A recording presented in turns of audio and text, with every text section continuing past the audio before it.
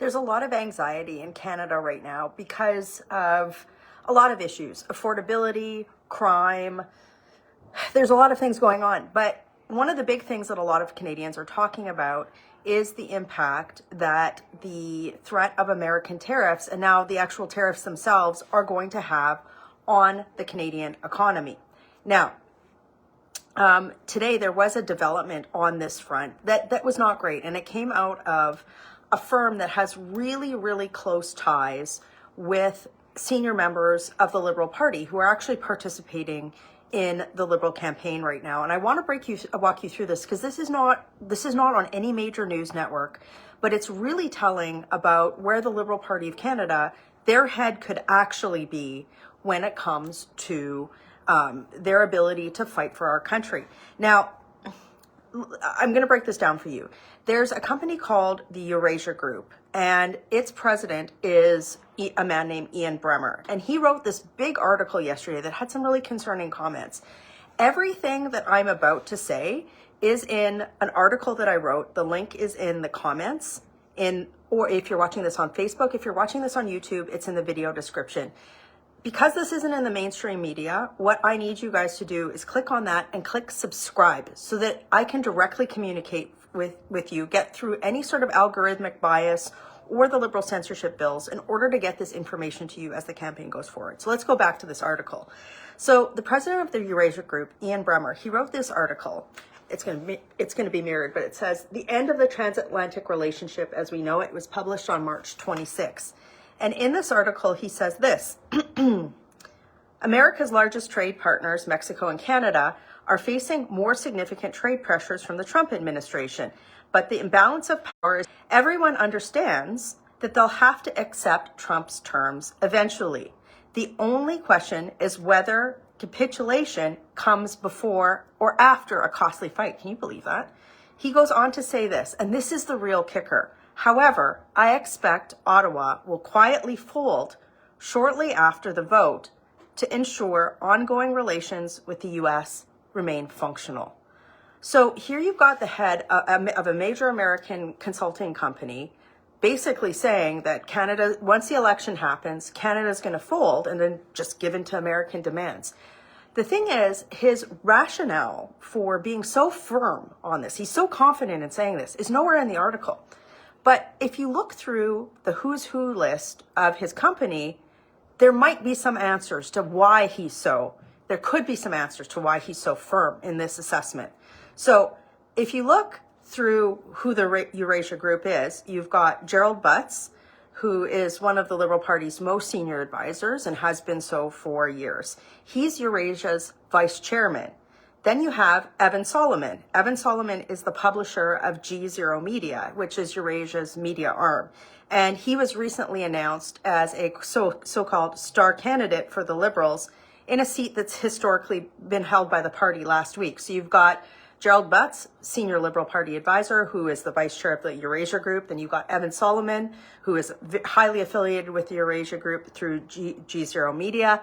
He's running for the Liberals. And the other thing is you've got Diana Fox Carney, who is the Liberal leader and Prime Minister Mark Carney's wife, who until very recently was listed as a senior advisor on Eurasia's site.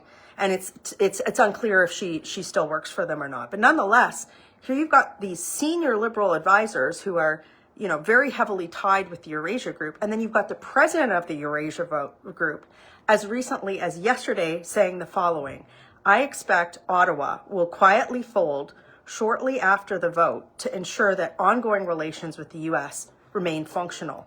So I wonder where Mr. Bremmer got his information from. I wonder why he's so confident about this. This is a question worth asking because the Liberals, when you watch them on the campaign trail, the main thing that they've been saying, what do you hear from them? Elbows up, elbows up, elbows up. But they haven't been putting any sort of plan forward that would actually functionally protect Canada, right? It's a lot of rhetoric.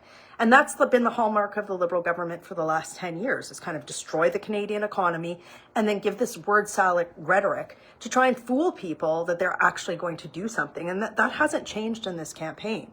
I want to be really clear. The tariffs that have been proposed by the Trump administration, they're unjustified and they're an affront to the positive relationship that Canada and the US has had for decades through trade agreements. It benefits both sides of the border.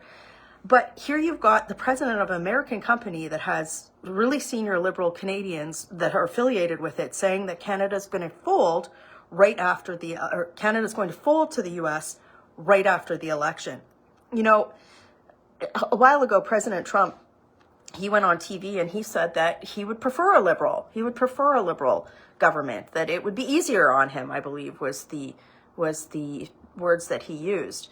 And we can't afford that. There's a lot of people I know, I've been out door knocking, so much with the campaign, and there's a lot of angst and anxiety because the decade of Liberal failures, right? On affordability, on housing, breaking the immigration system, crime, not doing anything to help Canada's military, it's really made Canada vulnerable in a lot of ways and weak when we never should have been. And I think that the Liberals are looking for anything possible to distract from their record of failure, the fact that they have no plan going forward, and to try and convince Canadians to give them a fourth term. And folks, this election is for all the marbles, right? And again, now you've got the president of this company that is affiliated with Gerald Butts, Diana Fox-Carney. It's unclear if she still works for them, but she was appointed as a senior advisor in 2021, as well as Evan Solomon, a star Liberal candidate. He's now saying that Canada is going to fold. He expects Canada to fold. That's the words that he used after the vote. So, folks, this is why it's so important to see the hopeful, positive contrast that Pierre Poilievre has been putting out through the last several days of the campaign, right? We know that in order to approach any external threat from a position of strength, we have to rebuild the Canadian economy after a decade of Liberal failure, right? So this is why Conservatives have been out proposing a massive income tax cut, right? It's why we've been out with a really strong plan to develop our natural resources.